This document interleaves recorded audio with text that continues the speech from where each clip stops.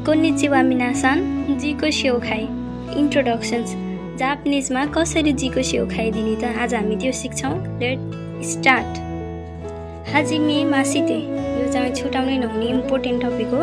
वातासी वा आफ्नो थर भन्ने अनि नाम भन्ने र देश भन्ने। म चाहिँ आफ्नो लास्ट नेम, फर्स्ट नेम र देश। वातासी वा इमा आफ्नो उमेर भन्ने र देश भन्ने।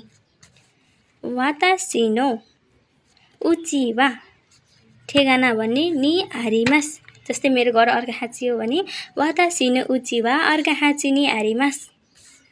अब आफ्नो रुचि भन्न पर्यो। वातासी नो स्योमी वा खेल वा रुचि देश। अब मेरो अब अगाडि बढौँ। खाजोकु वा परिवारमा जना र निन देश।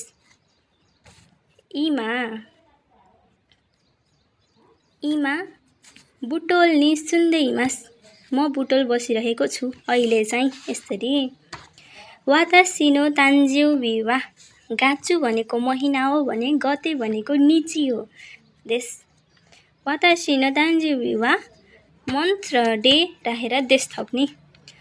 दौजो योरोसिको ओनेगाइसिमास। दौमो आरिगात्तो गोजाइमास।